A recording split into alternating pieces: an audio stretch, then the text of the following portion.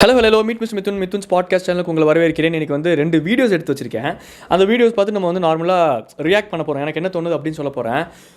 First என்ன video அப்படிங்கிறத பார்த்துட்டு வந்துருங்களேன். என்ன எவ்வளோ சம்பாதிக்கிறாரு? அவர் 25 சம்பாதிக்கிறாரு. வீட்டுக்கு எவ்வளோ அனுப்புறாரு? வீட்டுக்கு அனுப்புறது இல்ல, அவனோட சேலரி அவனுக்கே சரியா இருக்கு. 25,000 ரூபாய். நீங்க கேட்கலையா ஒரு நாள்? ஏன்டா 25,000 சம்பாதிக்கிற, ஏன்டா வீட்டுக்கு காசு அனுப்புறேன்னு கேட்கலையா நீங்க? எஜுகேஷன் லோன் கூட அவன் கட்ட மாட்டேங்கிறான் சார். எஜுகேஷன் லோன் வாங்கி அது கட்டுறவன்ட்டா சொல்லி வாங்கி கொடுத்தது, அது நான் தான் கட்டிட்டு இருக்கேன். நான் எவ்வளோ கட்டுறீங்க இப்போ எஜுகேஷன் லோனு? இப்போ 2,500 ரூபாய் கட்டுறேன் நான். பிள்ளைகளுக்கு அப்பாவோட கஷ்டத்தை சொல்லுங்க.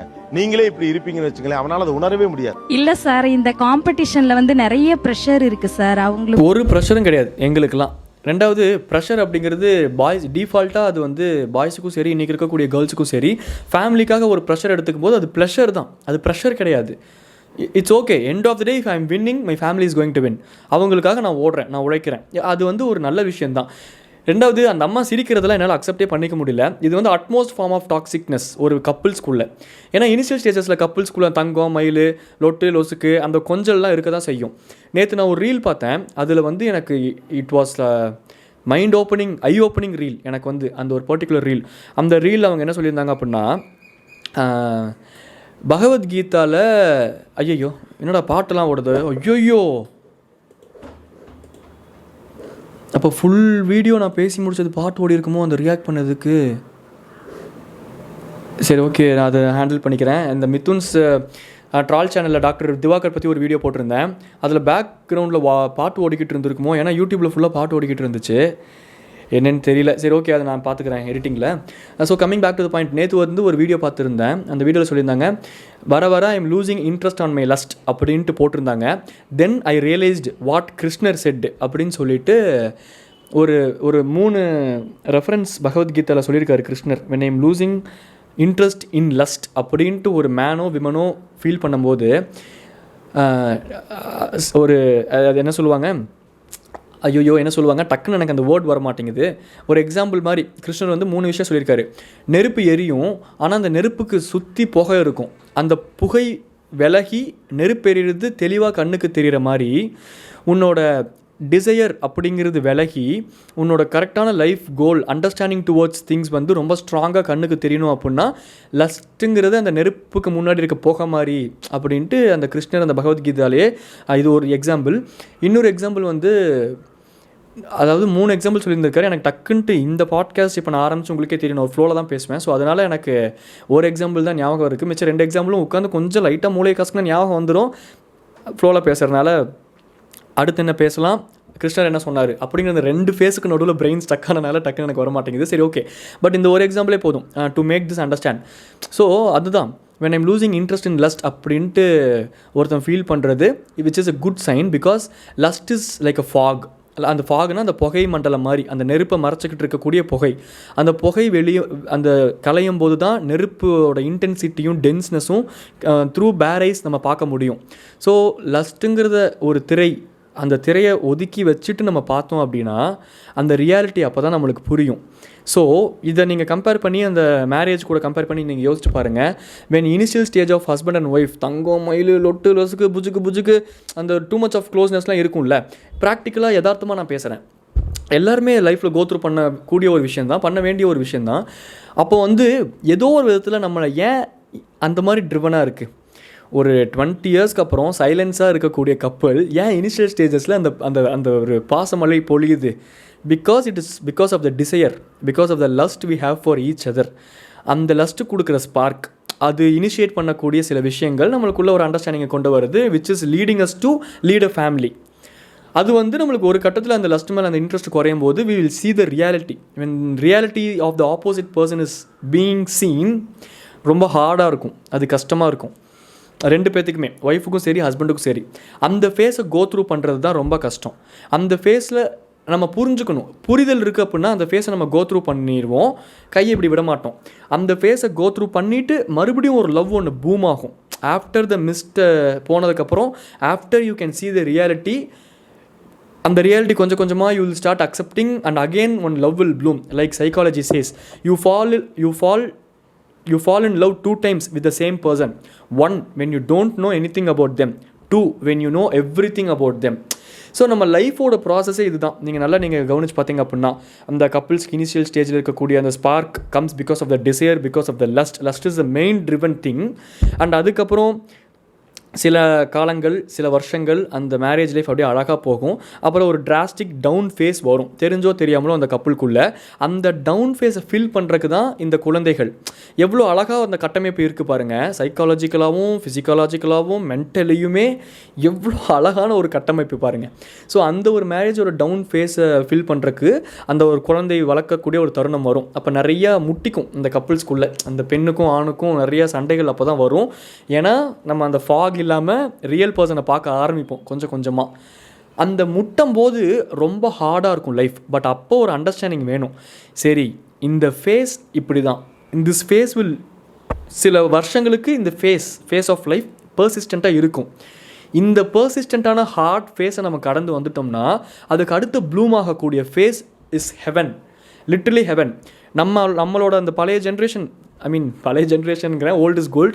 அந்த அம்மா அப்பாக்கெல்லாம் பாருங்களேன், இப்போ அவங்கக்குள்ளே எவ்வளோ சண்டை வந்தாலும் அடுத்த நாள் காலைல ஒன்றா உட்காந்து டீ குடிப்பாங்க, நைட்டு மண்டையை பிச்சுப்பாங்க, ஒன்றுமே நடக்காத மாதிரி அடுத்த நாள் மத்தியானம் உட்காந்து எங்கள் அம்மா அப்படியே பரிமாறுறதும், எங்கள் அப்பா சாப்பிட்டுட்டு சூப்பராக இருக்கு புள்ள அப்படிங்கிறதும்.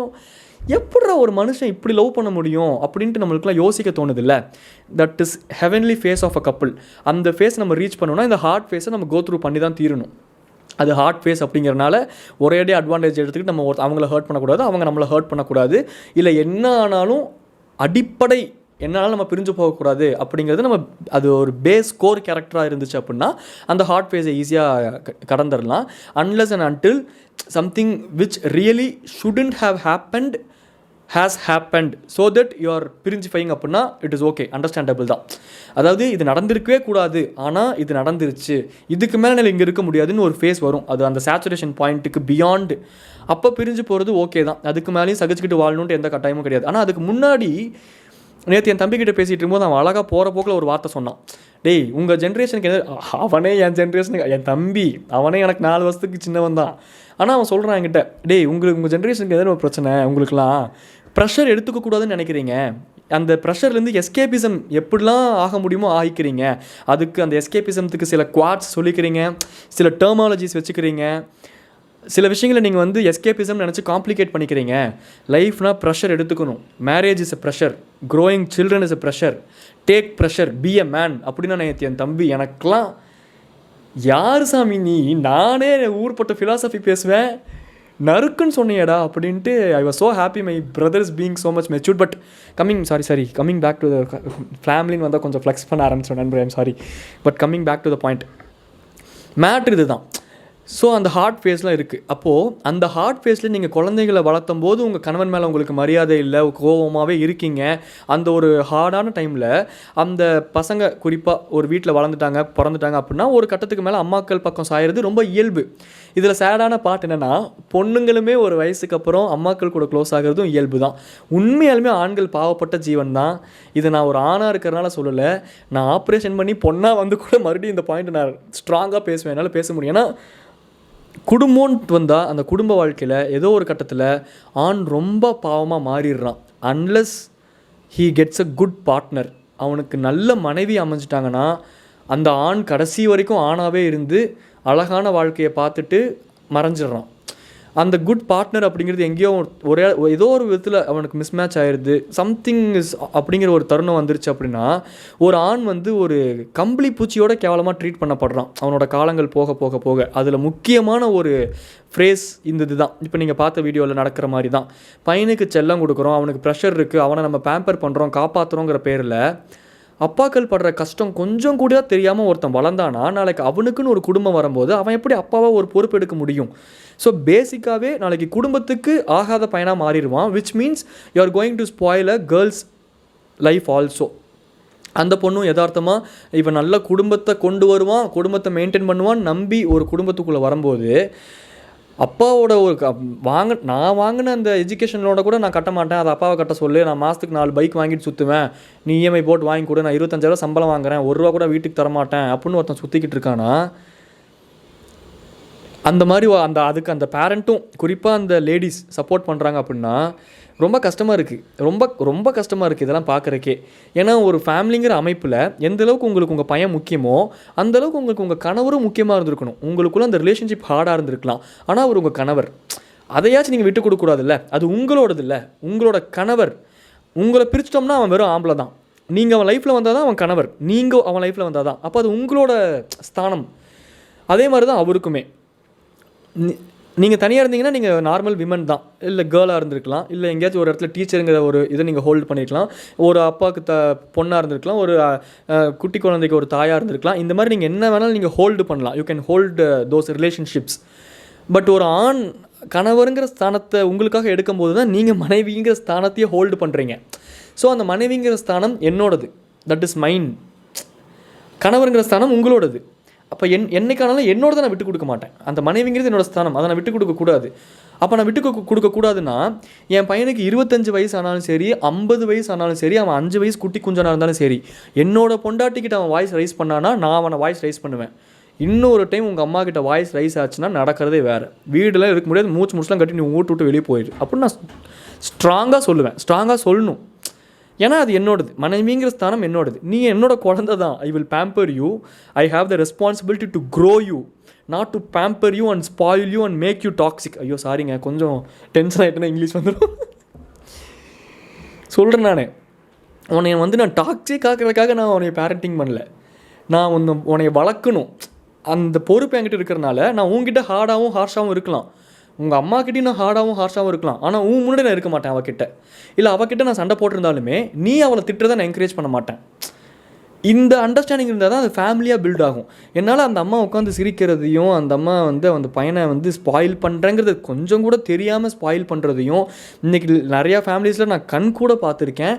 தெரிஞ்சே அப்பாக்களுக்கு எதிராக திருப்பக்கூடிய பிள்ளைகள் நிறைய பேர் இருக்காங்க. அம்மாக்கள் மூலமாக அப்பாக்களுக்கு எதிராக திருப்பக்கூடிய பிள்ளைகள் நிறைய பேர் இருக்காங்க. இப்போ எனக்கும் ஒரு ஃபேமிலி ஸ்ட்ரக்சர் இருக்குது. நானும் எங்கள் அப்பாவும் எங்கள் அம்மா எல்லாருமே நிறைய கோத்ரூ பண்ணியிருப்போம். ஆஸ் அ ஃபேமிலியாக நிறைய அப்ஸ் அண்ட் டவுன்ஸ், நிறைய கருத்து வேறுபாடுகள் என்ன வேணாலும் நடந்திருக்கலாம். ஆனால் எங்கள் ஃபேமிலியோட கோர் வேல்யூ எங்கே தெரியுமா ஹோல்ட் ஆகிருக்கு. என்ன ஆனாலும் அந்த 4 பேரும் ஒருத்தர் விட்டு கொடுக்காம ஒரு ஸ்டேஜில் நாங்கள் இருக்கோம் அப்படிங்கிறத நான் ரியலைஸ் பண்ணுறேன். அது ஏன் அப்படின்னு நான் யோசிச்சு பார்க்கும்போது, யார் இது ரொம்ப ஸ்ட்ராங்காக ஹோல்டு பண்ணுறா, அதை ஹோல்டு பண்ணக்கூடிய அந்த கனெக்ஷன் எங்கே இருக்குன்னு நான் நல்லா யோசிச்சு பார்த்தேன்னா எனக்கு எவிடெண்ட்டாக தெரியுது. அந்த கனெக்ஷன் எங்கள் அம்மா கிட்ட தான் இருக்குது. ஒரு தாய்க்கு ஒரு விமன் கிட்ட மட்டும்தான் அந்த ஃபேமிலியில் அந்த கனெக்ஷன் வச்சுக்கும், அந்த இருக்க முடியும். ஒரு கட்டத்துக்கு மேலே அப்பாவுக்கும் பையனுக்கும் அவங்க ஒரு தோல் மேலே வளர்ந்துட்டாங்க அப்படின்னா ஒரு டிஸ்டன்ஸ் விழுக ஆரம்பிச்சிடும். அப்போ அந்த பையனும் அவங்க அம்மா கிட்ட கனெக்டடாக இருப்பான், அந்த அப்பாவும் மனைவிங்கிற இடத்துல கனெக்டடாக இருப்பாங்க. அப்போ அந்த ஃபேமிலியை கனெக்டடாக வச்சுக்கணும் அப்படின்னாலே ஒரு விமனால் தான் அது முடியும்.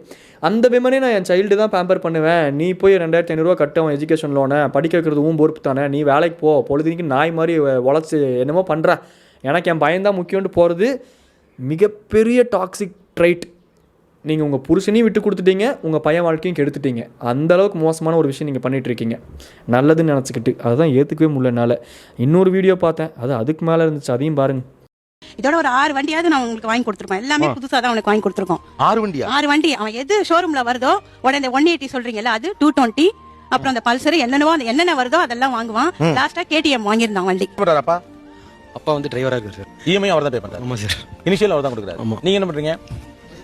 வண்டி ஓட்டுறது. பெட்ரோல் காசு அப்பா தான் சார். ரிப்பேர் ஆச்சுன்னா அப்பா தான் கொடுக்கணும் சார். ஒரு ஆம்பளை பிள்ளை பெற்றிருக்கீங்க, நல்லா வளங்க, கஷ்டத்தை மீறி நல்லா செஞ்சு கொடுங்க.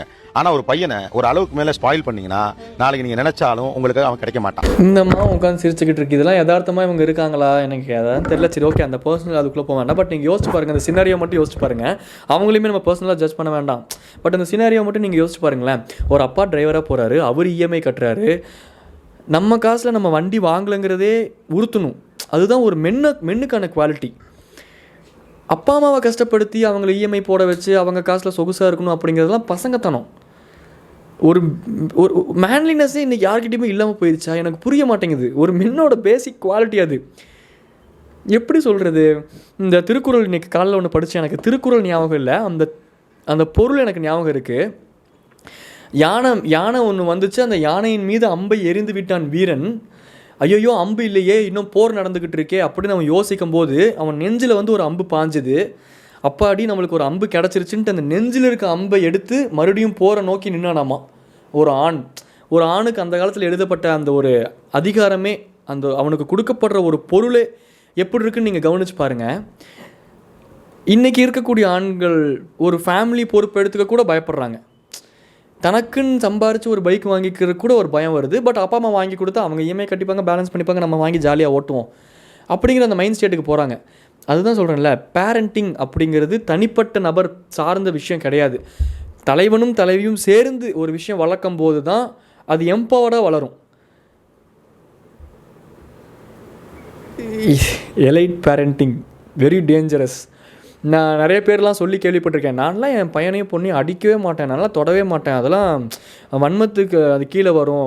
How can 70 kgs human beat 2.5 kg 5 kg human, this is violence at its peak அப்படின்ட்டு என்னென்னமோ சொல்லுவானுங்க. ஐயோ, அதெல்லாம் தூக்கி காது பக்கத்தில் போட்டுக்கவே கூடாது, அந்த எலைட் பேரண்டிங்குள்ளே போய் சிக்கிக்கவே கூடாது. அதுக்குன்னு ஒரு குழந்தைய கொடுமைப்படுத்தக்கூடாது.